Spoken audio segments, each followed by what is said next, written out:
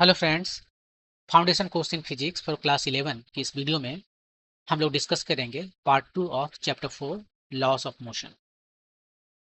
Part 1 में हम लोगों ने डिस्कस किया था कि न्यूटन के 3 लॉस हैं, law first law, second, third law.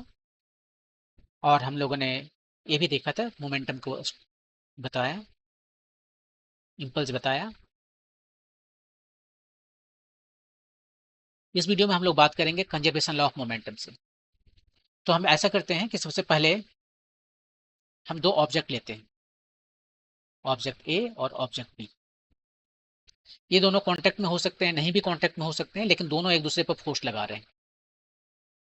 ये जो फोर्स लग रहा है इसको ए कहते हैं, इसको बी कहते हैं। मान लेते हैं कि दोनों एक दूसरे पर एट्रैक्टिव फोर्स लगा रहे हैं। एक फोर्स है एफ, ए पर लग रहा है ड्यू टू बी, और इस पर जो फोर्स लग रहा है वो है एफ बी पर लग रहा है, जो ए लगा रहा है। अब यहाँ पर देखिए, ये जो दोनों जो फोर्स हैं वो मैग्नीट्यूड में सेम है और डायरेक्शन में ऑपोजिट है, as per Newton third law of motion. यहाँ पर हम बता दें कि ये दोनों को छोड़कर हमारे पास और कोई भी चीजें नहीं है, मतलब ये दोनों आइसोलेटेड सिस्टम है। यह एक आइसोलेटेड सिस्टम है। आइसोलेटेड सिस्टम मतलब इस सिस्टम पर दोनों को कंबाइंड रूप से कोई फोर्स नहीं लग रहा है, एक्सटर्नल फोर्स। आइसोलेटेड सिस्टम है ये, मतलब इस सिस्टम पर एक्सटर्नल फोर्स नहीं लग रहा है। केवल एक का बात करेंगे आप तो वो आइसोलेटेड नहीं है, उस पर तो बी फोर्स लगा रहा है ना, उस पर बी जो है सो फोर्स लगा रहा है, तो ये आइसोलेटेड नहीं है, नहीं है आइसोलेटेड। लेकिन दोनों मिलाकर ये दोनों पर कोई और बाहर से फोर्स लग रहा है क्या? ये दोनों आपस में लगा रहा है, उसे भूल जाइए। बाहर से कोई लग रहा है? नहीं लग रहा है। तो जो है सो हम इसको आइसोलेटेड सिस्टम कहेंगे। तो एक isolated system consist of two bodies या ऑब्जेक्ट्स ए एंड बी। ठीक है, ये दोनों एक दूसरे पर एक फोर्स लगा रहे हैं, एफ ए बी और एफ बी ए। अब यहाँ पर न्यूटन का थर्ड लॉ से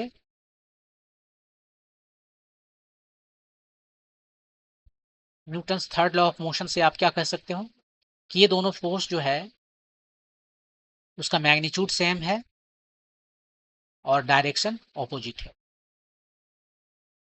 अब न्यूटन का सेकंड लॉ लगाते हैं, कहीं पर इधर लिखते हैं। सेकंड लॉ से ये दोनों फोर्स कितना होता है वो हम बता सकते हैं। एफ ए बी जो है ये किस पर फोर्स है? ए पर। ए पर जो फोर्स लग रहा है वो कितना होगा? वो उसका मोमेंटम में जो चेंज आया, ए का जो मोमेंटम में चेंज आया उतना डिवाइडेड बाय इसमें जो टाइम लगा चेंज आने में, उतना। उसी तरह से एफ बी ए के लिए हम निकाल सकते हैं। एफ बी ए के लिए मोमेंटम बी का जो चेंज आया डिवाइडेड बाय 2। और ये चेंज क्या होता है? चेंज होता है final minus initial. Final momentum, a का फाइनल मोमेंटम माइनस ए का इनिशियल मोमेंट, वेक्टर साइन देंगे क्योंकि वेक्टर। वही हाल यहां कर सकते हैं। बी का फाइनल और इनिशियल, ये उल्टा लिख दिया हमने। ये बी है, ये भी बी है, ये इनिशियल और ये फाइनल, और वेक्टर साइन। यही दोनों यहां सब्स्टिट्यूट कर दें। एफ ए बी ये वाला, P A minus P, P A minus P A, ये फाइनल है, ये इनिशियल है, बाय डेल्टा टी, माइनस यहां पर एफ बी ए ये वाला, पी बी का लिखते हैं, P B final initial, vector sign. ये डेल्टा टी खत्म हो गया। अब लेफ्ट तरफ ले जाइए, चलिए थोड़ा सा सिंप्लीफाई कीजिए। ये माइनस पी बी हो गया, इनिशियल एक तरफ फाइनल एक तरफ लिखेंगे। इनिशियल एक तरफ लिखेंगे तो इधर फाइनल है, पहले फाइनली लिख लेते हैं, पी ए का फाइनल। इधर माइनस माइनस प्लस भी, नहीं ये माइनस पी बी है ये वाला, और ये वाला एक साथ, ये दोनों एक साथ। ये माइनस में इधर आके प्लस हो गया, पी बी फाइनल। इधर ए आया तो हो गया plus, P A initial, minus minus plus, P B initial. तो इधर है इनिशियल, इधर है फाइनल।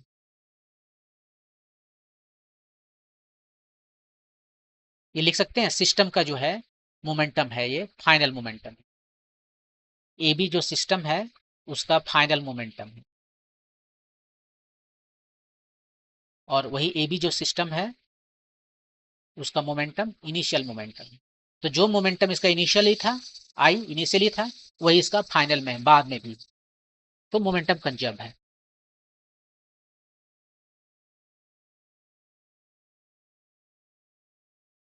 तो देखिए ये मोमेंटम कब कंजर्व है, ये मोमेंटम एक आइसोलेटेड सिस्टम के लिए कंजर्व है, सबके लिए कंजर्व नहीं है। यहाँ पर कंडीशन था कि हमारे पास एक आइसोलेटेड सिस्टम हो, और आइसोलेटेड सिस्टम का मतलब होता है एक्सटर्नल फोर्स जीरो हो, तभी जो है सिस्टम का मोमेंटम कंजर्व रहेगा। यदि ये जीरो नहीं हुआ तो उसका मोमेंटम चेंज करेगा, क्योंकि उस पर फोर्स लग रहा है ना, तो उसका मोमेंटम चेंज करेगा। तो यहाँ पर दो पार्टिकल को लेकर दिखाएं, आप यदि चाहते तो एक ही पार्टिकल के लिए भी बात कर सकते थे कि एक हमारे पास पार्टिकल है, उसका मास m है, उसका वेलोसिटी v है, इस पर कोई फोर्स लग रहा है F एक्सटर्नल। न्यूटन का सेकंड लॉ लिखते हैं, minus dp by dt, minus क्यों, माइनस नहीं होगा, यह है न्यूटन का सेकंड लॉ ऑफ मोशन। आप यदि बोल दो कि भाई ये हमारा आइसोलेटेड सिस्टम है, एक्सटर्नल फोर्स जीरो है, तो dp बाई dt जीरो हो गया, इसका मतलब p जो है सो कांस्टेंट हो गया, कांस्टेंट हो गया, इसका मतलब है p जितना अभी है उतना ही बाद में होगा, और यही कंजर्वेशन लॉ ऑफ मोमेंटम है।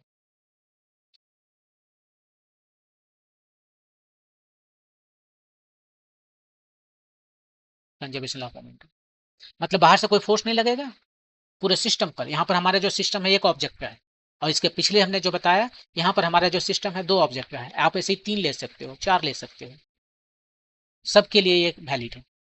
हाँ, valid for system of any object, system of N number of objects,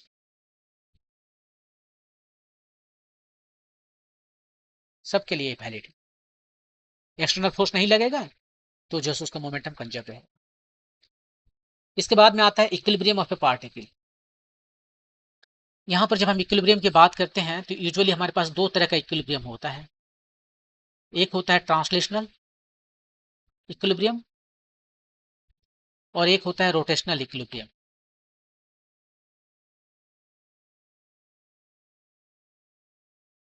equilibrium मतलब है कि वो ट्रांसलेशनल और रोटेशनल इक्विलिब्रियम। अभी जो है हम केवल इसकी बात करेंगे, ट्रांसलेशनल इक्विलिब्रियम। ट्रांसलेशनल इक्विलिब्रियम का मतलब है कोई ऑब्जेक्ट यहाँ पर है, वो ट्रांसलेट नहीं कर रहा है। ट्रांसलेट करने का मतलब है पूरा का पूरा उठ के दूसरे जगह पर चला जाना, वो उठ के नहीं जा रहा है, मतलब वो जहां पर है वो वहीं पर रहेगा, यदि रुका हुआ है तो वहीं पर रहेगा, इक्विलिब्रियम का ही मतलब है। सो मेनली हम जो बात कर रहे हैं वो स्टैटिक का बात कर रहे हैं, कि एक रुका हुआ ऑब्जेक्ट है, इसका इनिशियल स्पीड जीरो है, और इस पर दो चार फोर्सेस लग गए, एक फोर्स इधर लगा, एक फोर्स इधर लगा, ठीक है, एक फोर्स इधर लगा, और उसके बाद में बताना है कि ये सब फोर्सेस के अंडर में ये क्या इक्विलिब्रियम में है या नहीं है, मतलब इसमें कहीं मोशन तो नहीं आ गया। दो चीजें हो सकता है, किस तरह से फोर्स लग रहा है तो रोटेट करना शुरू कर सकता, हो सकता है वहीं पर रहे, वो यहाँ से यहाँ उठ के नहीं जाए, लेकिन वो रोटेट करना शुरू कर सकता है। अभी उसको हम कंसीडर नहीं कर रहे हैं। अभी जो हमारा इक्विलिब्रियम है वो केवल ट्रांसलेशनल इक्विलिब्रियम है, मतलब हम केवल ये देखना चाहते हैं कि ये पूरा का पूरा पार्टिकल उठ के कहीं और तो नहीं जा रहा है, उसमें कहीं स्पीड वगैरह तो नहीं आ गया, और यहाँ पर हम ये एज्यूम करते हैं कि शुरू में ये रुका हुआ है। तो एक स्टेशनरी ऑब्जेक्ट हमारे पास है, और उसका इक्विलिब्रियम हम देख रहे हैं कि वो रुका हुआ है या नहीं, दो चार फोर्सेस जो लगा हुआ उसके अंदर में। तो इसको कैसे पता करेंगे, इसको पता करने के लिए क्या है कि आप जितने भी फोर्सेस लग रहे हैं उसको सजाइए, इस तरीके से सजाइए कि आप एक पॉलीगन में, पॉलीगन के साइड में उसको फिट कर सकते हैं।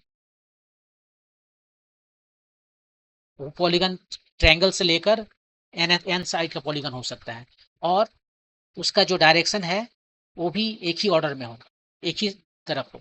जैसे मान लीजिए जो चार फोर्सेस हैं, ये तो अभी ठीक से नहीं होगा, लेकिन मान लीजिए ये F1 F2 F3 F4, ये चारों को इस तरह से हम फिट कर सके, एक पॉलीगन में आ गया चारों, यदि फिट कर सके तो इसका मतलब है कि इस पर जो एफ नेट है, नो नेट फोर्स जो है वो जीरो हो गया। इसका रिजल्टेंट, चारों का जो रिजल्टेंट है वो कितना होगा, जीरो।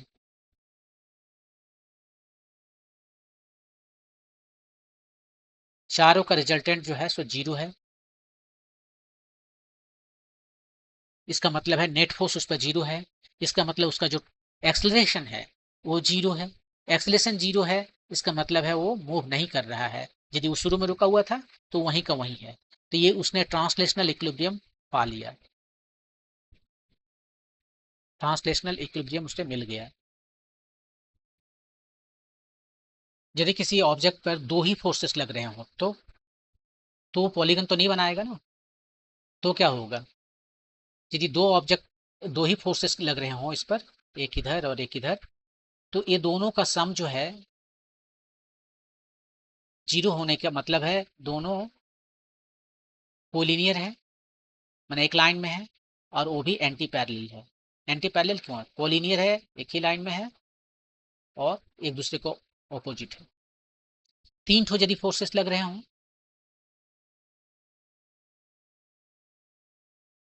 ये तीन फोर्सेस मान लीजिए लग रहे हैं,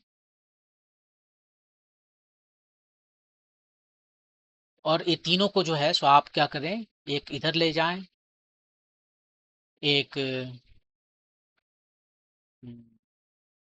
इधर ले जाऊंगा, इधर ले जाएं, इसके टेल पर एक इधर हो गया और एक ये हो गया। ये तीनों फोर्सेस जो है कुछ इस तरह से बनाने का हम कोशिश कर रहे हैं। ये F1 F2 F3 है। ये तीनों का सम करेंगे वेक्टर सम, तो हमें 0 वेक्टर मिलेगा। और इसको हम यदि कंपोनेंट में रिजॉल्व कर दें, F1 को हम लिख सकते हैं F1 x i plus F1 y plus F1 z, ऐसे लिख सकते हैं। z के यहाँ लिखना चाहिए, अब एरो देने का जरूरत नहीं है क्योंकि आई जे के में हम इसका दे चुके हैं डायरेक्शन। ये हुआ F1 का। F2 का ऐसे ही लिख सकते हैं, F2x F2y F2g, और तीसरा जो है F3 का F3x F3y F3g। तीनों को जोड़ दिए तो ऐसे हो गए, और तीनों का x i एक तरफ लिखें, j एक तरफ लिखें, तो ये आएगा कुछ ऐसे, F1x प्लस F2x, तीनों का x कंपोनेंट एक तरफ हुआ, प्लस y कंपोनेंट, F1 का y कंपोनेंट देख लीजिए, ये तीनों F2 का y कंपोनेंट, F3 का y कंपोनेंट, और तीसरा k कंपोनेंट, ये भी 0 है। ये वाला लास्ट वाला जो दिख रहा है आपको, ये वाला F1g plus F2g plus F3g, ये 0 हो गया। इसका मतलब ये है कि ये तीनों टर्म आपस में 0 है, ये भी 0 है, ये भी 0 है, ये भी 0 है, क्योंकि राइट हैंड साइड में आप लिख सकते हो 0.i plus 0.j plus 0.k, ये तीनों आपस में 0 हो गए। तो इसका मतलब है x कंपोनेंट जो है, हम यहाँ पर सीधे लिख देते हैं, x कंपोनेंट जो है फोर्स का 0 है, जितना भी i है। i है particle, first part force, second force, third force, वही है। और एक्स आई ना लिख के आई एक्स लिखेंगे ना, वहाँ पर 1x 2x ऐसे लिखा हुआ था, तो यहाँ पर y ये भी जो है सो 0 होगा, मैंने x कंपोनेंट का सम, y कंपोनेंट का सम और z कंपोनेंट का सम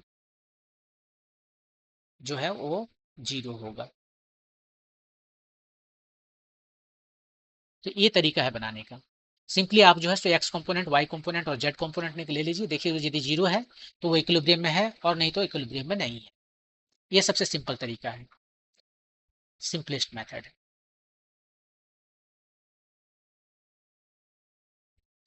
और ये जो पॉलीगन वाला जो मेथड है, ये थोड़ा सा ग्राफिकल मेथड है, और ग्राफिकल मेथड आपको पता ही है, थोड़ा सा दिमाग लगाना पड़ता है, लेकिन यहाँ पर दिखाई पड़ता है कि क्या हो रहा है। यहाँ देखिए क्या हो रहा है, यदि आप तीनों को ऐड करोगे ना, यहाँ से स्टार्ट किया है, तो ये और ये इसको यदि हम ऐड करेंगे तो हमें ए मिलेगा वेक्टर F0, और F0 और F4 जो है वो दोनों ऑपोजिट डायरेक्शन में, तो इसको भी ऐड कर देंगे तो सब मिला के 0 हो जाता है। यहाँ पर देखिए F1 plus F2 plus F3, ये तीनों का जो फोर्स का जो सम है वो माइनस F4 के बराबर है, और इधर से इसको F1 को भी ले आएंगे, F4 को भी ले आएंगे, तो सब मिला के 0 आ जाएगा, ये F3। तो यहाँ पर मुझे दिखता है, तो ग्राफिकल मेथड का फायदा है तो नुकसान भी है। फायदा ये है कि आप उसे देख सकते हो कि कहाँ क्या हो रहा है, लेकिन नुकसान ये है कि ज़्यादा कैलकुलेशन करना पड़ेगा आपको, प्लॉट्स ज्योमेट्री बनाने पड़ेंगे, फिगर बनाने पड़ेंगे।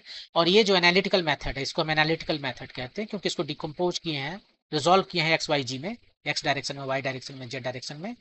तो ये एनालिटिकल मेथड है, ये ग्राफिकल मेथड की तरह आपको फीलिंग नहीं देगा, लेकिन आपको बता देगा कि क्या कोई भी ऑब्जेक्ट जो है सो इक्विलिब्रियम में है या नहीं है,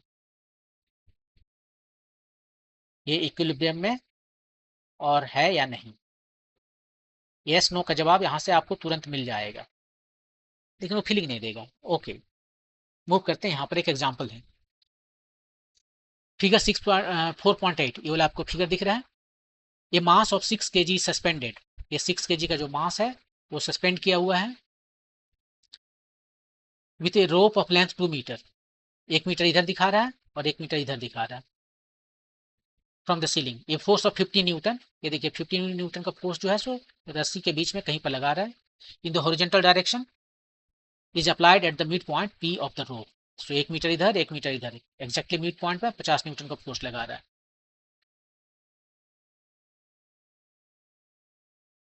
और वो भी हॉरिजॉन्टल डायरेक्शन में। आगे क्या, what is the angle the rope makes with the vertical in equilibrium. G का value 10 metre per second square लेना है और neglect the mass of the rope, rope का कोई मास नहीं है मान लीजिए। तो ये एंगल आपको थीटा पूछ रहा है वो एक्चुअली, ये थीटा कितना होगा वही आपको बताना है।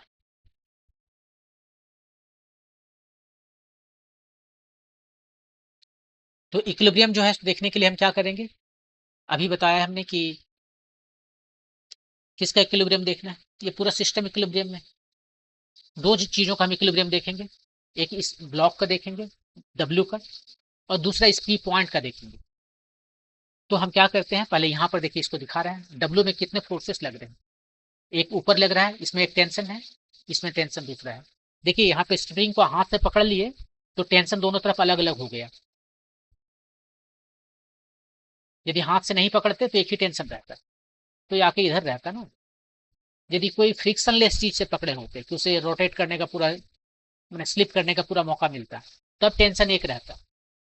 लेकिन आपने हाथ से पकड़ा है तो एक तरफ प्रेशर ज्यादा होगा, एक तरफ कम होगा, तो टेंशन कम और बेसी हो जाएगा। तो यहाँ पर टेंशन 1 और टेंशन 2 लिया है। और इसको हम यदि देखें तो यहाँ पर ऊपर में टेंशन T2 लग रहा है और नीचे में इसका वेट 60 न्यूटन का लग रहा है। 6 kg का मास है, तो 6 kg का मास, उसका वेट कितना हो जाएगा, वेट होता है mg, m है 6 kg और g का वैल्यू है 10, तो 60 न्यूटन हो गया। g को 10 लेने बोला है, 60 न्यूटन नीचे फोर्स लग रहा है। ये इक्विलिब्रियम में है, साथ में पी पॉइंट भी इक्विलिब्रियम में है। ये यदि इक्विलिब्रियम में है तो 60 और T2 ये दोनों मैग्नीट्यूड में सेम है, डायरेक्शन तो यहाँ ऑपोजिट दिख ही रहा है।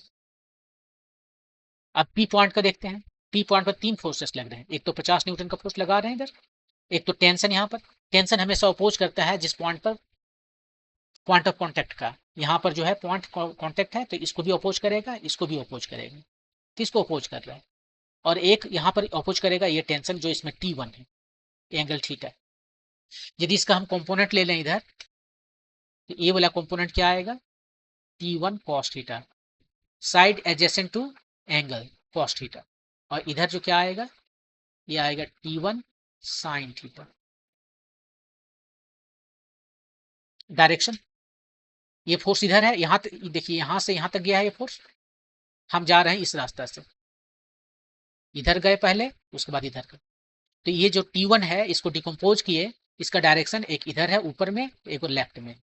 ऊपर वाला T1 cos थीटा है क्योंकि एडजेसेंट टू साइड है, एंगल है, और ये वाला ऑपोजिट टू साइड एंगल है, ये T1 sin थीटा हो गई। अब पी पॉइंट यदि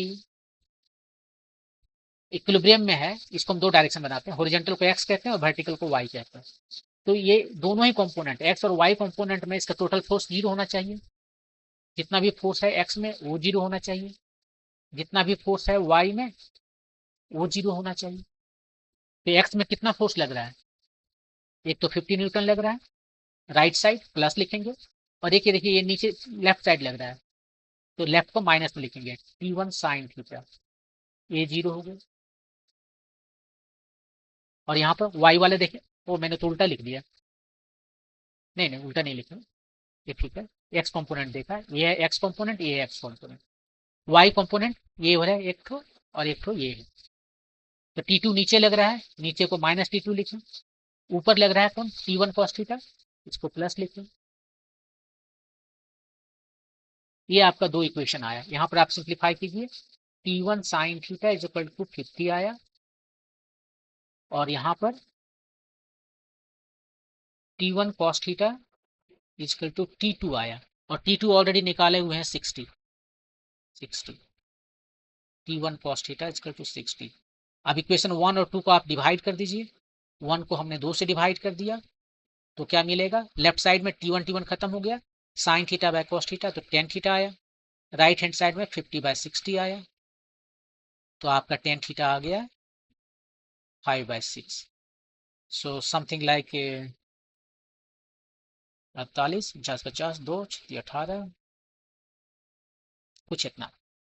अब थीटा कितना आएगा आपको ये टेबल देखना पड़ेगा, ठीक है। थीटा जो है सो आप लिख लीजिए टेन इनवर्स 0.83, ये एक से थोड़ा कम है, 1045 डिग्री कितना होता है 1, राइट। तो 45 से थोड़ा कम होगा, क्योंकि जैसे जैसे थीटा बढ़ता है टेन थीटा भी बढ़ता है, और 1045 जो है सो हमें पता है कि ये 1 होता है, तो 1 से थोड़ा कम है, 45 से थोड़ा कम है, तो पॉसिबली 40 डिग्री होगा, हम गेस कर रहे हैं। ये आपका आंसर हो गया। ओके, मूव करते हैं नेक्स्ट टॉपिक पर, कॉमन फोर्सेस इन मैकेनिक्स। पहले मैकेनिक्स की बात करेंगे, उसके बाद जनरल फोर्सेस की बात करेंगे। तो मैकेनिक्स में जो फोर्सेस हैं कॉमन, वो दो तरह के होते हैं, एक होते हैं कॉन्टैक्ट फोर्सेस और दूसरा होता है नॉन कॉन्टैक्ट फोर्सेस। ये टेबल है, इसके ऊपर में आप एक ऑब्जेक्ट रख दीजिए, बुक रखा हुआ, अब ये इसका कॉन्टैक्ट में आ गया, ठीक है। तो इसके कॉन्टैक्ट में आ गया, अब इस पर जो फोर्स लगेंगे वो है कॉन्टैक्ट फोर्स, इस बुक के ऊपर जो फोर्स लग रहे हैं वो है कॉन्टैक्ट फोर्स। ये कॉन्टैक्ट फोर्स भी दो तरह के होते हैं, एक होता है नॉर्मल रिएक्शन जो परपेंडिकुलर लगता है इसके प्लेन पर, और दूसरा होता है फ्रिक्शनल फोर्सेस जो पैरेलल टू द प्लेन लगता है, ये है पैरेलल टू प्लेन, और नॉर्मल रिएक्शन है परपेंडिकुलर टू प्लेन। तो ये है कॉन्टैक्ट फोर्सेस जो इस पर लगेंगे। ये फ्रिक्शनल फोर्सेस जो है सो कभी रहेगा कभी नहीं रहेगा, लेकिन और ये दोनों, लेकिन ये दोनों पॉसिबल है, और ये दोनों का जो रिजल्टेंट है जो मेन फोर्स है वो कॉन्टैक्ट फोर्सेस है। जैसे कि मान लीजिए बुक यहाँ पर रखा हुआ है, वो कहीं कोई फोर्स और दूसरा नहीं लग रहा है, तो चुपचाप एक फोर्स नीचे लग रहा है एम जी, और एक धरती टेबल इसके ऊपर लगा रहा है, नॉर्मल रिएक्शन। ये दोनों जो है सो मैग्नीट्यूड में सेम है, क्योंकि इस डायरेक्शन में कोई मोशन नहीं है, एक्सलेशन जीरो है इधर। तो N equal to M G, तो यहाँ पर कॉन्टैक्ट फोर्स जो है सो केवल एन है, जस्ट यही है कॉन्टैक्ट फोर्स। लेकिन मान लीजिए बुक यहाँ पर रखा हुआ है दूसरा केस में, और इस पर कोई फोर्स लगा रहा है यहाँ पर एफ का, F0, छोटा सा फोर्स है, बहुत छोटा फोर्स है, इतना छोटा फोर्स है कि किताब चल नहीं रहा है, तब इस पर जो है दो फोर्सेस काम करेंगे, एक तो ये नॉर्मल रिएक्शन, और एक ये दोनों का जो रिजल्टेंट है ये आपका जो है कॉन्टैक्ट फोर्स है। आप कॉन्टैक्ट फोर्स नॉर्मल नहीं लग रहा है, कॉन्टैक्ट फोर्स का एक कंपोनेंट जो है इधर है F0, इधर नहीं, इधर आपने फोर्स लगाया है ये ना,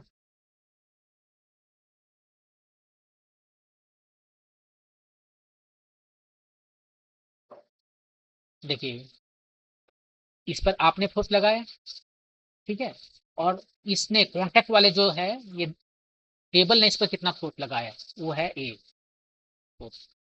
एक तो जो फोर्स लगाया वो इसमें ऐसे फोर्स लगा देगा, अब टेढ़ा लगाएगा, टेढ़ा लगा के इसका दो कंपोनेंट होंगे, एक होंगे ये एन, और ये इधर आपने लगाया फोर्स वो अलग है। ये जो फोर्स लगाया है इसका दो कंपोनेंट है, यही है कॉन्टैक्ट फोर्स। कॉन्टैक्ट की वजह से लगाया, किसने लगाया, टेबल ने लगाया। और ये जो फोर्स है इसका दो कंपोनेंट है, एक ये इधर कंपोनेंट है और एक ऊपर में एन कंपोनेंट, इसको स्मॉल एफ कहते थे, ठीक है। ये दोनों का जो है रिजल्टेंट ये हमारा कॉन्टैक्ट फोर्स है, एफ सी कह दे। ये एन जो है तो क्या करता है, बैलेंस करता है इसका वेट को, और एफ जो है ये बैलेंस करता है आपके द्वारा लगाया हुआ फोर्स को। तो ये कॉन्टैक्ट फोर्स है, और ये अभी भी स्टेशनरी है, मतलब चल नहीं रहा है, हम वहां पर बता रहे हैं फोर्स आपने लगाया है लेकिन चल नहीं रहा है क्योंकि फ्रिक्शन है ना। तो ये है कॉन्टैक्ट फोर्सेस। कॉन्टैक्ट फोर्सेस का दो पार्ट होते हैं, एक होता है नॉर्मल रिएक्शन और दूसरा होता है फ्रिक्शनल फोर्स, इसको हम फ्रिक्शनल फोर्स कहते हैं आपको, ये फ्रिक्शनल फ्रिक्शनल फोर्स कहलाता है। और ये दोनों का रिजल्टेंट जो है सो कॉन्टैक्ट फोर्स है। ये देखिए यहाँ पर ये कभी कभी ऊपर भी रह सकता है, जब इस पर कोई और दूसरा फोर्स नहीं लगेगा तो ये ऊपर भी रह सकता है, और नहीं तो ये एक एंगल के साथ में रहता है। नॉन कॉन्टैक्ट फोर्स, आप एक बॉल यहाँ पर रख लीजिए ए और बी, दोनों के बीच में जो है ग्रेविटेशनल फोर्स लग रहा है, F on A due to B वो ग्रेविटेशनल फोर्स है, F on B due to A gravitational force है। ये इधर, ये इधर। ये जरूरी नहीं है कि दो ऑब्जेक्ट को एक दूसरे के कांटेक्ट में ही रहना है तभी जाकर फोर्स लगा सकते हैं, ये दोनों के कांटेक्ट में नहीं रहेगा तो भी फोर्स लगा सकते हैं, जैसे कि ग्रेविटेशनल फोर्स हुआ, इलेक्ट्रोस्टैटिक फोर्स हुआ, मैग्नेटिक फोर्स हुआ।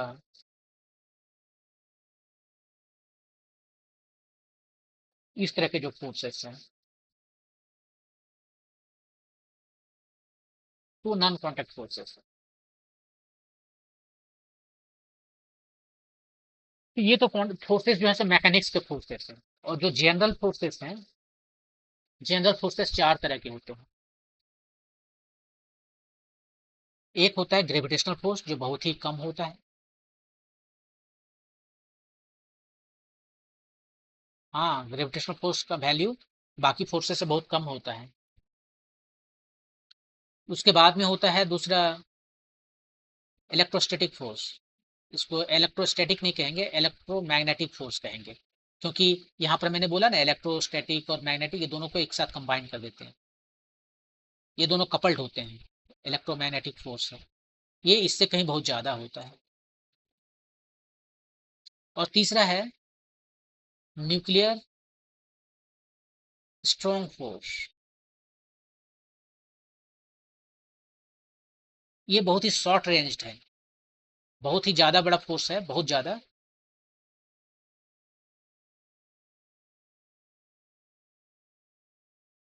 ये कुछ 1000 टाइम्स ज़्यादा होता है, 100 to 1000 टाइम्स बड़ा होता है। ये इलेक्ट्रोमैग्नेटिक जो फोर्स है, एफ एम कहते हैं, इलेक्ट्रोमैग्नेटिक फोर्स, इसको एफ जी कहें, ग्रेविटेशनल फोर्स। तो ये जो न्यूक्लियर स्ट्रॉन्ग फोर्स है वो 100 to 1000 टाइम जो है ज़्यादा होता है, ये दोनों में जो बड़ा है इलेक्ट्रोमैग्नेटिक फोर्स का, लेकिन बहुत ही शॉर्ट रेंज है, वो फेम्टोमीटर का ऑर्डर का होता है, 10⁻⁻15 मीटर, यहाँ पर ये काम करता है, इससे यदि ज़्यादा जाएंगे तो ये फोर्स जीरो हो जाता है। तीन हुआ फोर्स, राइट। एक और फोर्स है चौथा, वो भी न्यूक्लियर फोर्स ही है। तो ये फोर्स कहाँ काम करता है, ये फोर्स काम करता है प्रोटॉन प्रोटॉन पर, दो प्रोटॉन के बीच में देखिए चार्ज क्या है, पॉजिटिव है, उस पर रिपल्सिव फोर्स लगेगा, डिस्टेंस बहुत कम हो गया है, बहुत ज्यादा लगेगा, फिर भी इसको पकड़ के रखे हुए है, ये दोनों प्रोटॉन को पकड़ के कौन रखे हुए है, यही न्यूक्लियर स्ट्रॉन्ग फोर्स रखे हुए हैं। और लास्ट में जो है लिखेंगे न्यूक्लियर वीक फोर्स, ये कम फोर्स है, मतलब वीक फोर्स है, लेकिन ये और भी छोटा रेंज में काम करता है, वेरी शॉर्ट रेंज। ये स्ट्रॉन्ग फोर्स जो है सो 10 इस मीटर में काम करता है, 10⁻15 मीटर में। तो ये ऑटोमीटर में काम करता है। ऑटोमीटर, ऑटोमीटर मतलब 10⁻18 मीटर में काम करता है। इससे ज़्यादा में जीरो हो जाता है। इसकी वजह से आप कह सकते हो कि बीटा डीके होता है। ये क्या करता है ना कि जैसे कि प्रोटॉन जो है वो दो ठो अप स्पिन, अप क्वार्क और एक ठो डाउन क्वार्क से बना हुआ है। न्यूट्रॉन एक अप क्वार्क और दो ठो डाउन क्वार्क से बना हुआ। और ये फोर्स क्या करता है, कभी कभी ये अप क्वार्क को जो है सो डाउन क्वार्क में कन्वर्ट कर देता है। तो अप यदि डाउन में कन्वर्ट हो गया तो देखिए दो को डाउन हो जाएगा, एक अप रह जाएगा और दो ठो डाउन हो जाएगा। मैंने प्रोटॉन जो है इसको इसने न्यूट्रॉन बना दिया। इस फोर्स की वजह से प्रोटॉन न्यूट्रॉन बन जाता है। और जब प्रोटॉन न्यूट्रॉन बन जाता है तो चार्ज को बैलेंस रखने के लिए यहाँ से इसका चार्ज कितना है, एक तो पॉजिटिव चार्ज है, यहाँ इसका चार्ज जीरो है। तो ये एक पॉजिटिव चार्ज यहाँ से बाहर निकलेगा और तब साथ में एक न्यूट्रिनो भी निकलता है। तो ये जो है सो होता है इसी फोर्स की वजह से। यही फोर्स जो है सो इसको चेंज करता है। क्वार्क को चेंज कर दिया, अब क्वार्क को डाउन में कर दिया तो प्रोटॉन न्यूट्रॉन बन गया। इसका उल्टा भी कर सकता है, एक डाउन क्वार्क को अप क्वार्क में चेंज कर दिया तो न्यूट्रॉन को जो है सो प्रोटॉन में बदल दिया। और तब जो है सो एक इलेक्ट्रॉन जैसे निकलेगा, इसको बीटा निगेटिव बीटा पार्टिकल कहते हैं। और एक एंटी न्यूट्रॉन निकलेगा यहाँ पर। इसका देखिए जीरो चार्ज है, इसका चार्ज +1 है तो -1 को रखना पड़ेगा चार्ज को कंजर्व करने के लिए। तो ये सारे जो बीटा डीके होते हैं वो होते हैं न्यूक्लियर वीक फोर्स की वजह से। ओके, आगे बढ़ते हैं। अब फ्रिक्शन। अभी आपको मैंने बताया था कॉन्टैक्ट फोर्सेस के बारे में थोड़ा देर पहले, राइट। कि किसी भी टेबल है, इस पर आपने ये बुक रख दिया, ये आपका बुक है। और बुक को साथ में आप इसे ट्राई कर रहे हो कि भाई चलो इधर थोड़ा सा, लेकिन बहुत थोड़ा फोर्स लगा रहे हो। F0 जो है सो बहुत ही स्मॉल है, इतना स्मॉल है कि वो चल नहीं रहा। तो अब कॉन्टैक्ट फोर्सेस जो है सो इस डायरेक्शन में लगेंगे। इसके दो कंपोनेंट हुए, ऊपर वाला और ये नीचे वाला हॉरिजॉन्टल वाला। ये है पैरेलल टू प्लेन और ये है परपेंडिकुलर टू प्लेन। इसको हम लोग नॉर्मल, परपेंडिकुलर को नॉर्मल भी कहते हैं, तो इसको नॉर्मल रिएक्शन कहते हैं इसको, जो परपेंडिकुलर है। और यूजुअली एन से या कभी कभी आर से डिनोट करते हैं। और इधर जो है हॉरिजॉन्टल कंपोनेंट, इसको फ्रिक्शन कहते हैं और इसको स्मॉल एफ से डिनोट करते हैं। तो यही है फ्रिक्शन। तो फ्रिक्शन जो है सो हॉरिजॉन्टल कंपोनेंट है, हॉरिजॉन्टल नहीं, पैरेलल टू प्लेन कंपोनेंट है ऑफ कॉन्टैक्ट फोर्स का। ये कॉन्टैक्ट फोर्स का एक कंपोनेंट है।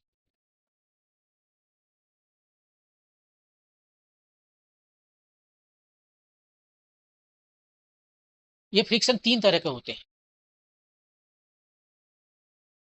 फ्रिक्शन की बातें करें तो तीन तरह के होते हैं।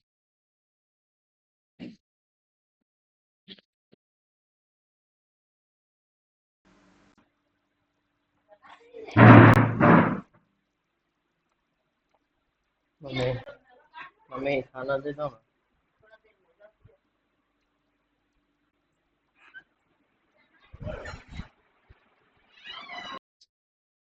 दूसरा जो फ्रिक्शन है वो है काइनेटिक फ्रिक्शन।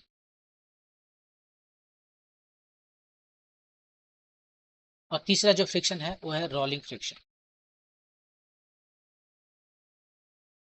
तो तीन तरह के फ्रिक्शन होते हैं।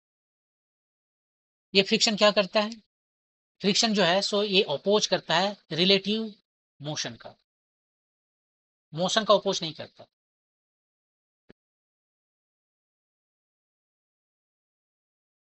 अपोजेस रिलेटिव मोशन का अपोज करता है।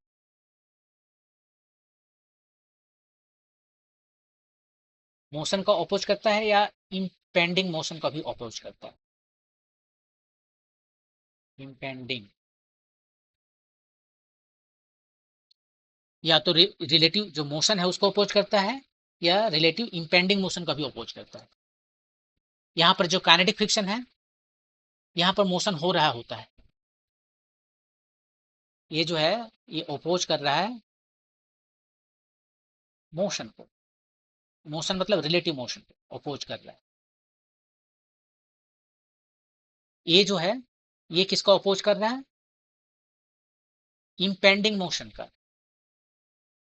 इम्पेंडिंग मोशन मतलब कि मोशन हो जाता है लेकिन किसी वजह से मोशन नहीं हो रहा है। यहाँ पर फ्रिक्शन लग गया इसलिए नहीं हो रहा मोशन, नहीं तो मोशन हो जाता है। वो भी जो जिस मोशन की बात कर रहे हैं वो रिलेटिव मोशन ही है। और यहाँ पर रोलिंग जो है, ये जो है ये अपोज करता है रोलिंग फ्रिक्शन, रोलिंग का अपोज।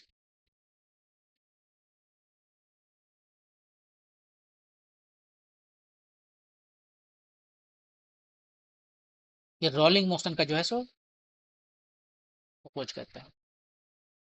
इसका मैकेनिज्म अलग है कि किस तरह से काम करता है, इसका मैकेनिज्म अलग है। और ये जो फ्रिक्शन है वो सबसे कम होता है। तो ये देखिए, ये जो फ्रिक्शन है काइनेटिक फ्रिक्शन, ये फिक्स्ड है और इसका वैल्यू होता है, इसका वैल्यू बताएंगे थोड़ा सा। उसके पहले ये बता दें कि वापस आएंगे यहाँ पर।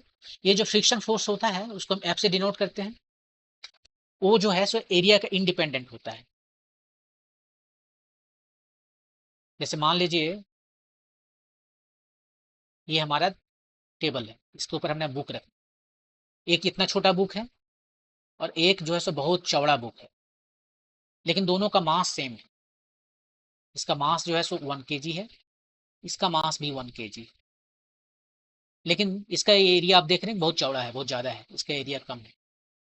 जो फ्रिक्शन फोर्स लगेगा दोनों पर वो सेम होगा, सेम फ्रिक्शन फोर्स। तो ये उसके पर उस पर डिपेंड नहीं करता है, तो एरिया इंडिपेंडेंट होता है। और ये जो है सो प्रोपोर्शनल होता है ये नॉर्मल रिएक्शन का। ये जो नॉर्मल रिएक्शन है उसके प्रोपोर्शनल होता है। जितना ज़्यादा नॉर्मल रिएक्शन होगा ये उतना ज़्यादा फ्रिक्शन फोर्स होगा। ये डिपेंड करता है मटेरियल पर, depends on surface of table and book. Book का जो मटेरियल है उसका जो सरफेस का कैसा है बिहेवियर, और इस टेबल का सरफेस का बिहेवियर कैसा है, ये दोनों चीज़ों पर भी डिपेंड करता है। तो ये जो है आपका लॉज कह सकते हैं कि लॉज ऑफ फ्रिक्शन। तो पहला लॉ क्या है कि एरिया इंडिपेंडेंट है, ये एरिया पर डिपेंड नहीं करता, एरिया बड़ा रखे छोटा रखे कोई फर्क नहीं पड़ता। ये डायरेक्टली प्रोपोर्शनल है एन के नॉर्मल रिएक्शन के। और ये और भी चीज़ों पर डिपेंड करता है, वो मटेरियल प्रॉपर्टी है कि टेबल का जो प्रॉपर्टी है उस पर डिपेंड करता है। केवल प्रॉपर्टी ही नहीं, उसका ज्योमेट्री पर भी डिपेंड करता है। ज्योमेट्री मेरे कहने का मतलब है रफनेस पर डिपेंड करता है। तो वो सभी उसका प्रॉपर्टी में ही आ जाएगा, वो सरफेस का प्रॉपर्टी पर डिपेंड करता है, वो टेबल का भी और बुक का भी। एक ही टेबल पर आप दो तरह के बुक रखेंगे तो दोनों का फ्रिक्शन अलग अलग आ सकता है। तो यहाँ से हम आप क्या कह सकते हैं कि एफ जो है प्रोपोर्शनल है एन के, तो ये जो प्रोपोर्शनलिटी कांस्टेंट आएगा इसमें म्यू आ गया, और यही म्यू जो है सो इसका प्रॉपर्टी बता रहा है एन। तो F equal to mu N लिखते हैं। एफ जो है सो फ्रिक्शन फोर्स है, फ्रिक्शनल फोर्स, और एन जो है सो नॉर्मल रिएक्शन। और जैसा कि आपको मैंने बताया नॉर्मल रिएक्शन हमेशा प्लेन के परपेंडिकुलर होता है, perpendicular to plane of contact. जहां पर वो कॉन्टैक्ट हो रहा है वहां पर एक तो प्लेन रहेगा ना। यदि हम इस पर एक बॉल भी रख देंगे तो यहाँ पर जो कांटेक्ट हो रहा है इस पर परपेंडिकुलर जो फोर्स लगेगा उस पर डिपेंड करता है। तो फ्रिक्शनल फोर्स हो गया म्यू इंटू एन। अब ये म्यू जो है डिफरेंट डिफरेंट रहेगा। जैसे इस केस में फिक्स्ड है और उसका वैल्यू कितना होता है एफ के कहते हैं। के फॉर काइनेटिक फ्रिक्शन जो है वो म्यू के कहते हैं, म्यू के एन।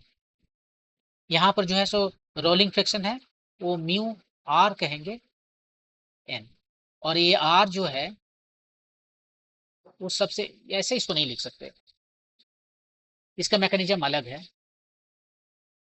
यहाँ पर कह सकते हैं कि ये जो रोलिंग फ्रिक्शन है वो कुछ काइनेटिक फ्रिक्शन का 100 से 1000 टाइम्स तक स्मॉलर होता है।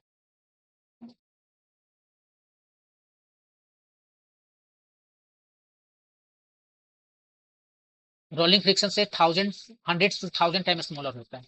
मतलब एफ आर जो है सो बहुत बहुत छोटा होता है एफ के से। तो रोलिंग फ्रिक्शन चूंकि बहुत छोटा होता है इसलिए हम लोग टायर यूज करते हैं, स्लाइड करने छोड़ के स्लेज नहीं यूज करके हम लोग टायर यूज करते हैं, बॉल बेरिंग यूज करते हैं, इसी वजह से यूज करते हैं कि यहाँ पर बॉल बेरिंग जो है जहाँ पर कोई भी दो सरफेस आपस में कांटेक्ट में आकर घसीटाए नहीं, तो बॉल बेरिंग यूज कर देते हैं, जहाँ पर घसीटाता है वहां पर बॉल बेरिंग ये रोल करेगा। और तो और एयर भी डाल देते हैं बीच में, ये कुशन का काम करेगा। वो बोले ना मटेरियल पर डिपेंड करता है, उसको जो है सो कम कर रहे हैं। हम लोग ये व्हील यूज करते हैं, और व्हील जो है सो बहुत इजी हो गया। व्हील और स्लेज, किसको आप रेफर कीजिएगा? व्हील को। ऑफ कोर्स अब बात डिपेंड करेगा जो बर्फ में आप स्लेज यूज करेंगे, क्योंकि वहां पर व्हील जो है सो धंस जाता है, तो वहाँ स्लेज मजबूरी है। लेकिन यदि जमीन जहाँ सॉलिड है, जैसे यहाँ पर हम लोग जहाँ गाड़ियाँ चलाते हैं रोड पर, वो स्लेज नहीं चलाएंगे, क्योंकि ये बहुत ज़्यादा फ्रिक्शन क्रिएट करेगा। रोलिंग जो है फ्रिक्शन बहुत कम है। और ये जो फ्रिक्शन है स्टैटिक फ्रिक्शन, ये इंपेंडिंग मोशन का जो है सो अपोज करता है। मोशन हुआ नहीं है अभी, लेकिन हो जाएगा यदि ये फ्रिक्शन हटा दिया जाए तो हो जाएगा, ना होने वाला है मोशन। मोशन का लिए कोशिश है यहाँ पर हो रहा है। जैसे कि मान लीजिए बुक यहाँ पर रखा हुआ है, ठीक है, अभी तो इस पर कोई फ्रिक्शन नहीं लग रहा है, लेकिन हमने एक फोर्स लगाया है, छोटा सा फोर्स, इतना छोटा फोर्स लगाया कि अब ये मूव नहीं कर रहा है, लेकिन ये फ्रिक्शन की वजह से मूव नहीं कर रहा है। यदि ये फ्रिक्शन नहीं होता तो ये मूव कर जाता, तो इंपेंडिंग मोशन है। फ्रिक्शन नहीं होता तो मूव कर जाता, तो इंपेंडिंग मोशन है। तो ये इंपेंडिंग मोशन जो है ये कांस्टेंट नहीं है, ये वेरिएबल फोर्स है। जैसे ये फिक्स्ड है ना, यहाँ लिखा ना फिक्स्ड है, एकदम इतना ही होगा हमेशा, फिक्स्ड है, म्यू के एन होगा हमेशा, बस इतना ही। ये फिक्स्ड नहीं, फिक्स्ड तो ये भी है, ये भी फिक्स्ड होता है, लेकिन ये वेरिएबल फोर्स है, ये फिक्स्ड नहीं होता। ये जो है मिनिमम इसका होता है, इसको एफ एस कहें, मिनिमम इसका 0 होता है, और एफ एस का मैक्सिमम, जिसको लिमिटिंग फोर्स भी कहते हैं, वो होता है म्यू एस एन। यहाँ म्यू के एन है, एस फॉर स्टैटिक, और म्यू एस का वैल्यू थोड़ा सा ज्यादा होता है म्यू के से। म्यू एस जो है वो म्यू के से थोड़ा ज्यादा होता है, और रोलिंग का यदि हम बात करें तो बहुत कम होता है। तो ये जो स्टैटिक फ्रिक्शन है वो डिपेंड करता है वो कहाँ से कहाँ तक जाता है, 0 से बड़ा होता है, लेकिन ये mu N, mu S of N इससे छोटा होता है। तो ये एडजस्टेबल फोर्स है, अपना जरूरत के हिसाब से ये काम करेगा।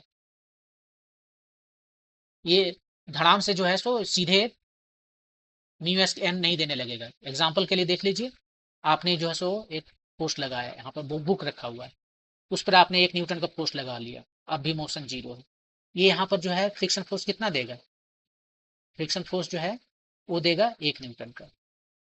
आपने जो है हाँ, ठीक से बना नहीं, अब इस पर जो है सो 2 न्यूटन का फोर्स लगा दिया, ये अब भी रुका हुआ है, कितना फ्रिक्शन फोर्स देगा? एफ एस, ये भी 2 न्यूटन होगी। तो सब कुछ सेम है, वही बुक वही टेबल, यहाँ पर 1 न्यूटन आपने फोर्स लगाया, फ्रिक्शन फोर्स आपको 1 न्यूटन मिल रहा है और रुका हुआ है, नेट फोर्स 0 हो गया, रुका हुआ। अब आपने 2 न्यूटन का फोर्स लगाया, फिर भी रुका हुआ है, अब आप जो है सो और बड़ा फोर्स लगा दे रहे हैं, 5 न्यूटन। अब ये मूव करने लगा, अब ये मूव करने लगा, तो जो फ्रिक्शन फोर्स लगेगा वो मान लीजिए लग रहा है 4 न्यूटन, ठीक है। और उसके पहले यदि मान लीजिए अब जब मूव मूव करने वाला सिचुएशन है, 4 न्यूटन, मान लीजिए 4.2 न्यूटन मान लेते हैं, 4.2 न्यूटन लगा है, ये जो है सो मूव तो नहीं कर रहा है, लेकिन अबाउट तो मूव है, एकदम अब चलने वाला है। ये भी 4.2 न्यूटन का फोर्स लगा दिया,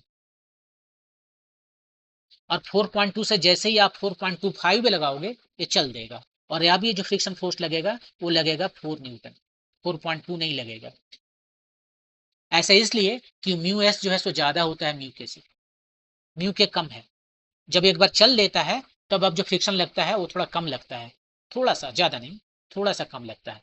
तो एफ के जो है वो थोड़ा सा कम होता है एफ एस से। आप कितना कम होता है? वो थोड़ा सा कम, स्मॉल, एप्सिलन कहते हैं स्मॉल नंबर के लिए, थोड़ा सा कम होता है यूजुअली। ऐसा क्यों होता है? ऐसा इसलिए होता है कि जब ये रुका हुआ है, ठीक है, तो यहाँ पर इस सरफेस इसका जो आपको पूरा फ्लैट दिखता है वो एक्चुअली फ्लैट होता नहीं है, कुछ इस तरह से रहता है। और बुक भी है कुछ इसी तरह से रहता है, ये बुक का जो सरफेस है वो भी कुछ इसी तरह से रहता है। और यहाँ पर ये जो आपका बॉटम दिख रहा है वो आके इसमें आके समा जाएगा, ये हिल वाला जो है इसमें फिट हो जाएगा। तो खूब बढ़िया से लॉक की जैसा फिट हो जाता है, जैसे चाबी में ताला फिट होता है ना लॉक की, तो वैसे ही ताला चाबी जैसा फिक्स्ड हो जाता है, लॉक की वाला सिचुएशन खूब बढ़िया से फिट हो गया। अब इसको फिट हो जाने के बाद में अब इसको मूव करने के लिए हमें इस लॉक की को भी हटाना पड़ेगा और उसके बाद में ये सारे में जो टकरा रहे हैं उसकी वजह से उसको भी रोकना पड़ेगा। तो दो दो यहाँ काम करना पड़ेगा। लेकिन एक बार जब चलना शुरू कर दिया है, ठीक है, एक बार जब चलना शुरू कर दिया है इसने, तो ये लॉक की में टाइम नहीं मिल रहा है इसको, की को चाबी को ताला में फिट होने का टाइम नहीं मिल रहा है। तो ये जो एक्स्ट्रा यहाँ पर काम करना पड़ रहा है इसे लॉक की में जो फिट हो चुका है जब रुका हुआ है तब, और यहाँ रुका हुआ नहीं है तो फिट होना चाहता है लेकिन टाइम नहीं है, जब तक फिट होने जाता है तो मूव कर जाता है। तो ये जो इसको पहाड़ी नजर आ रहा है, स्पीड ब्रेकर, उसी को रोकने वही उसी की वजह से इसका जो स्पीड थोड़ा कम हो गया है। तो यहाँ पर जो म्यूके लगता है वो केवल क्या है, ये स्पीड ब्रेकर को हटाने में जो फोर्स लग रहा है वही है म्यूके वाला फोर्स, म्यूके है। लेकिन यहाँ पर इसको लॉक वाला भी हटाना पड़ेगा, जो चाबी ताला में लॉक हो गया है उसको हटाकर उसके बाद इसको हटाना पड़ेगा। तो वो थोड़ा सा एक्स्ट्रा है यहाँ, इसलिए म्यू एस ज़्यादा होता है म्यू के से। या आप कहिए स्टैटिक फ्रिक्शन फोर्स जो है का उसका मैक्सिमम जो है या लिमिटिंग जो भी कहते हैं वो थोड़ा ज़्यादा होता है काइनेटिक फ्रिक्शन से, उससे थोड़ा ज़्यादा होता है। वो डिपेंड करता है कि किस तरह से लॉक वाला सिस्टम काम कर रहा है। लॉक की वाला सिस्टम यदि बहुत स्ट्रांग है तो थोड़ा ज़्यादा होगा, लेकिन यूजुअली बहुत कम रहता है। और बहुत सारे केसेस के लिए यदि क्वेश्चन में कुछ ना दिया हुआ रहे तो हम जो है सो म्यू के और म्यू एस दोनों को सेम ले लेते हैं, क्योंकि ये बहुत ज़्यादा डिफरेंस है नहीं। ओके, तो इस तरह से आपने देखा तीन तरह के फ्रिक्शन होते हैं। एक काइनेटिक फ्रिक्शन, काइनेटिक फ्रिक्शन तब लगता है जब चीज़ें स्लाइड कर रही होती हैं, रिलेटिव मोशन में है तो लग रहा है। और इसका डायरेक्शन, ये सब का डायरेक्शन किधर है, अपोज करने का है, डायरेक्शन रिलेटिव मोशन का अपोज करने के लिए। ये चाहता है कि रिलेटिव मोशन खत्म हो जाए, मोशन में नहीं जाना चाहता। तो यहाँ पर देख लीजिए, जैसे बुक जो है इधर जाना चाहता है, ये इम्पेंडिंग मोशन है तो फोर्स इधर लग गया। यहाँ एक्चुअली इधर जा रहा है तो फोर्स इधर लग गया। और ये जो फोर्स लगा है वो टेबल ने इस पर लगाया है, और टेबल न्यूटन के थर्ड लॉ के मुताबिक टेबल पर भी उतना ही फोर्स लगेगा। ये जो टेबल है इस पर भी उतना ही फोर्स लगेगा जितना ये लग रहा है। एफ एस टू 4 न्यूटन, इस पर लग रहा है 4 न्यूटन, वो तो टेबल ने इस पर लगाया। ये जो बुक है, बुक भी इस पर 4 न्यूटन का फोर्स लगा रही है, Newton third law of motion. तो यही है फ्रिक्शन। एक एग्जांपल है, determine the maximum acceleration of the train in which a box lying on its floor will remain stationary given that the coefficient of static friction, coefficient of static friction mu s का value दे रहा है between the box and the train's floor is 0.15। ठीक है, ये है हमारा मान लीजिए ट्रेन, एक बोगी दूसरा बोगी, चाहे इंजन है मान लीजिए, ठीक है। और यहाँ पर जो है सो इस फ्लोर पर कोई ऑब्जेक्ट रखा हुआ है और इसका एक्सेलरेशन मान लीजिए ए नोट है। अब यहाँ पर जो है ये चाह रहा है क्या होगा, ये जो है सो पीछे मूव करेगा। अब यहाँ पर हम न्यूटन लॉ ऑफ मोशन लगा सकते हैं, लगाना चाहते हैं, लेकिन ये है एक नॉन इनर्शियल फ्रेम है। नॉन इनर्शियल फ्रेम का मतलब वो फ्रेम जो एक्सेलरेट कर रहा है, देखिए एक्सेलरेट कर रहा है, उसने बोल दिया कुछ स्पीड से कुछ वैल्यू से एक्सेलरेट कर रहा है। तो यहाँ पर न्यूटन लॉ ऑफ मोशन हम नहीं लगा सकते, तो न्यूटन्स लॉ ऑफ मोशन लगाने के लिए इसको हमें कन्वर्ट करना पड़ेगा पहले इनर्शियल फ्रेम में।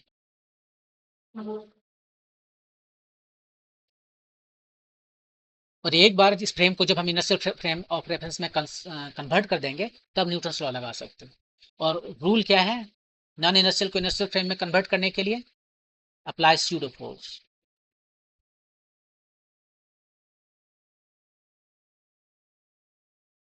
स्यूडो फोर्स अप्लाई कीजिए। वो स्यूडो फोर्स कितना होता है? इसका मास जिस पर हम न्यूटन्स लॉ ऑफ मोशन लगा रहे हैं इस ऑब्जेक्ट पर, और टाइम्स एक्सेलरेशन ऑफ फ्रेम जो कि ए नॉट है। डायरेक्शन इसका जिधर है उसका अपोजिट में, फ्रेम का डायरेक्शन का अपोजिट में ये स्यूडो फोर्स है। ये लगा दिए हम, तब अब हम न्यूटन्स लॉ ऑफ मोशन लगा सकते हैं। ठीक है। अब देखिए यहाँ पर जो है मान लीजिए पूरा फ्लैट होता सरफेस, स्मूथ होता, कोई फ्रिक्शन नहीं होता, तो ये लेफ्ट में जाना चाहता। आप फील करते हो ना जब ट्रेन या बस एकाएक आगे बढ़ जाती है तो आप पीछे जाते हैं। या आप मान लीजिए अपना एक्सलेटर उसमें पर पैर रख दिया है, बहुत तेजी से आगे अपना स्पीड बढ़ा रहा है, तो आप पीछे की ओर झुक जाते हैं, वो इस स्यूडो फोर्स की वजह से, क्योंकि आप नॉन इनर्शियल फ्रेम में बैठे हुए, स्यूडो फोर्स की वजह से आपको पीछे ले जाता है। लेकिन क्वेश्चन ये है कि इसका म्यू इतना दिया हुआ है, ये एक्सलेशन कितना हो सकता है मैक्सिमम कि ये पीछे चलना से ना शुरू कर दे। इसको अपोज करेगा कौन? कौन अपोज करेगा? ये फ्रिक्शन फोर्स। ये फ्रिक्शन फोर्स जो है स्टैटिक वाला फ्रिक्शन फोर्स अपोज करेगा। और हमें पता है कि स्टैटिक फ्रिक्शन फोर्स का एक मैक्सिमम वैल्यू है, उससे ज्यादा नहीं हो सकता। तो ये यहीं पर रुका रहे, इसका मतलब ये है कि ये जो स्टैटिक फ्रिक्शन फोर्स है उसका वैल्यू इससे ज्यादा हो रहे। और box to not move on train surface, train floor.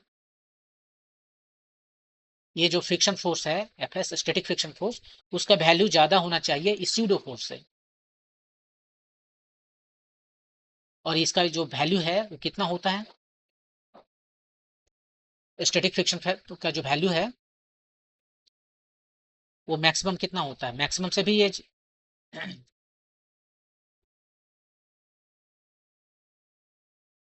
ये तो वेरिएबल फोर्स है ना, इसका जो मैक्सिमम है वो ज्यादा होना चाहिए, क्योंकि मैक्सिमम तक फोर्स लगा लेगा।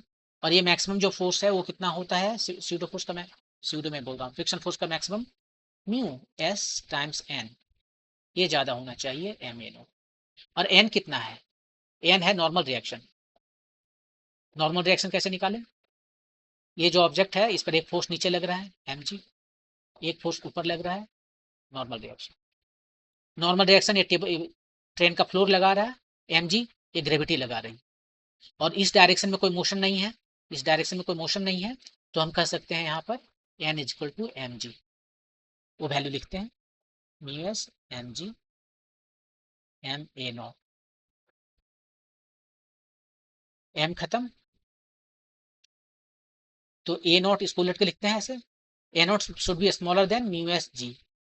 और म्यू एस का वैल्यू कितना है? म्यू एस का वैल्यू 0.15 दिया हुआ क्वेश्चन में, और जी के वैल्यू 10 ले लें।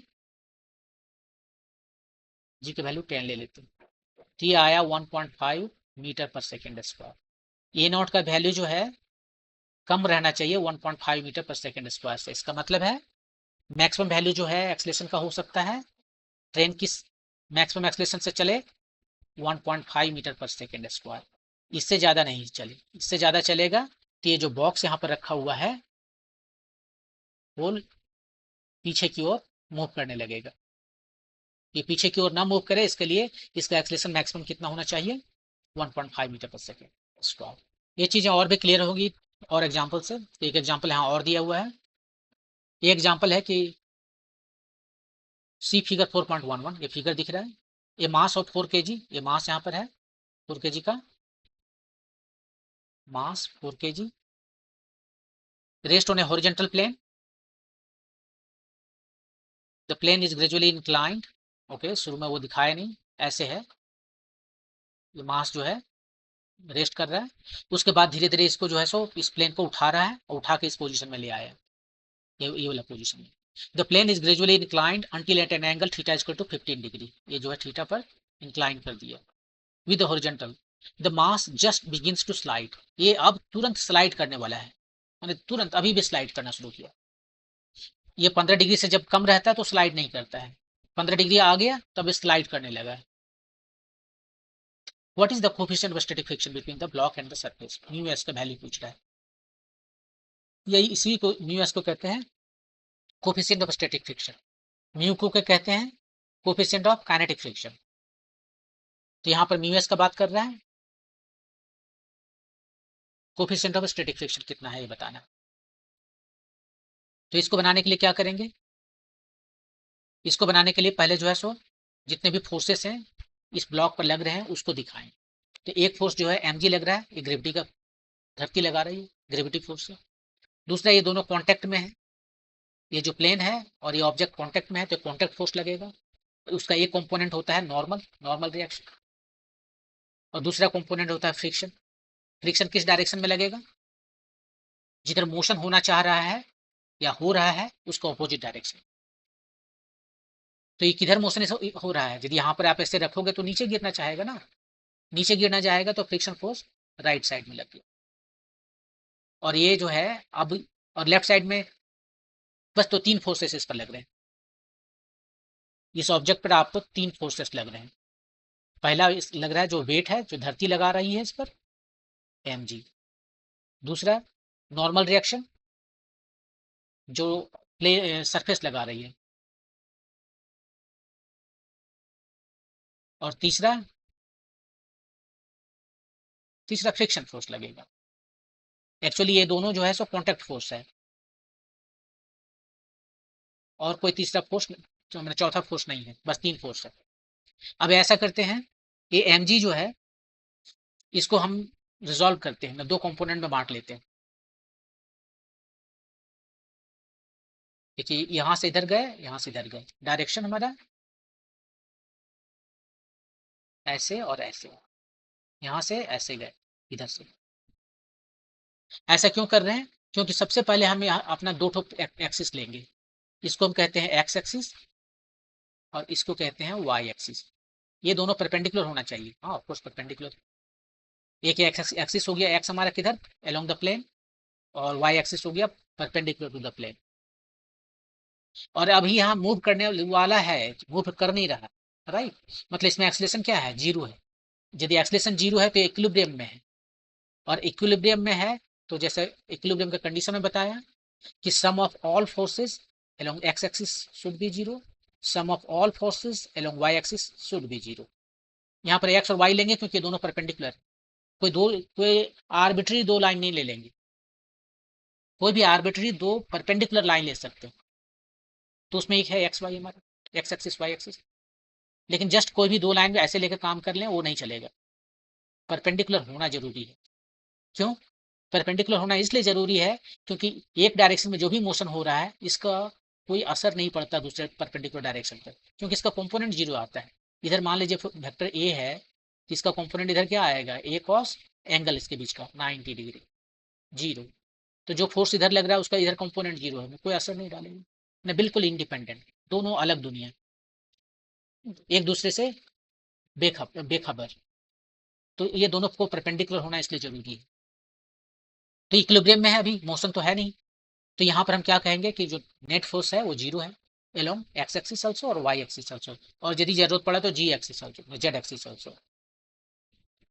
तो ठीक है, ये हमारे एक्स एक्सिस में फोर्स जो है 0 है। तो देखते हैं कौन कौन फोर्स लग रहा है एक्स एक्सिस में। एक तो एफ एस लग रहा है जो माइनस में है, नहीं प्लस में है, इधर हमारे एक्स एक्सिस है तो प्लस इधर है, एफ एस है।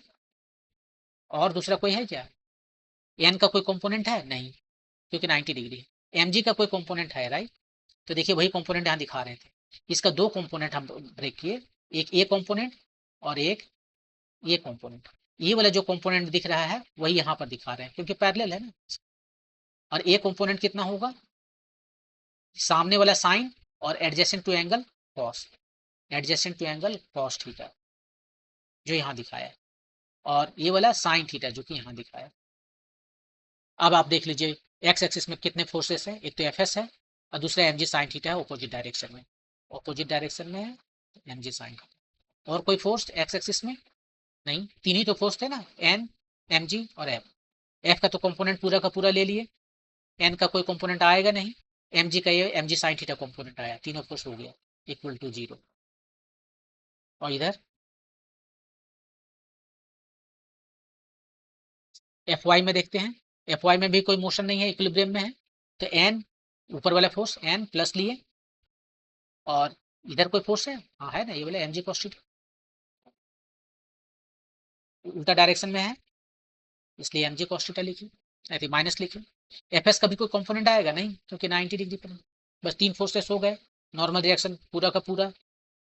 mg का component mg cos theta minus mg cos theta actually, F S का कोई कंपोनेंट नहीं आएगा, तीनों फोर्स काम खत्म, ठीक है। यहाँ से आपको आ गया mg cos थीटा। और एफ एस कितना होता है, ये तो फ्रिक्शन फोर्स है, तो फ्रिक्शन फोर्स में ये जस्ट मूव करने वाला है, तो मूव करने वाला है, तो जो फोर्स यहाँ पर लग रहा है वो एफ एस मैक्स है।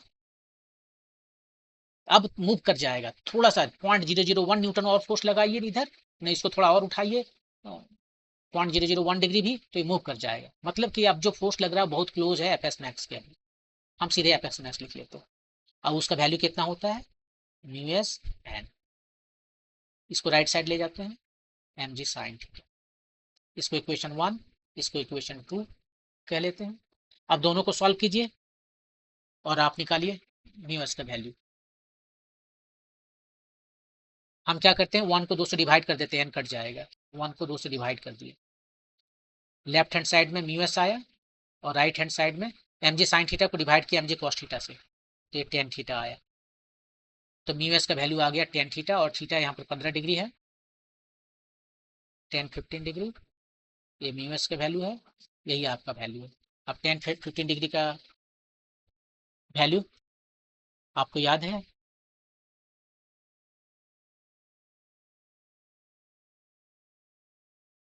इसका वैल्यू कितना होता है, इसका वैल्यू होता है square root 3 minus 1 by square root 3 plus 1, इसको सिंप्लीफाई कीजिए 0.27 आएगा।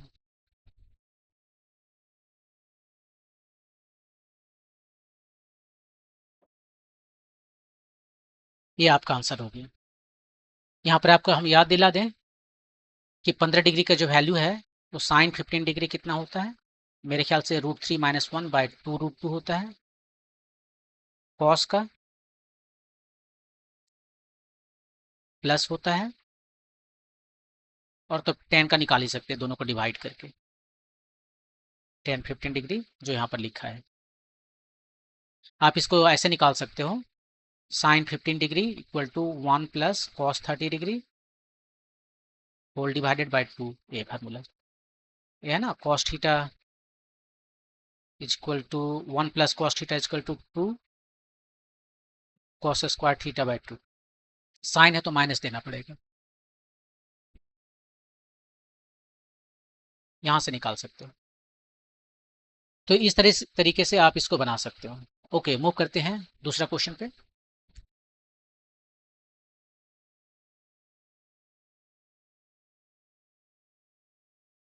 दूसरा क्वेश्चन को दूसरे वीडियो में बनाएंगे, क्योंकि ये वीडियो काफ़ी फिर लंबा हो गया है।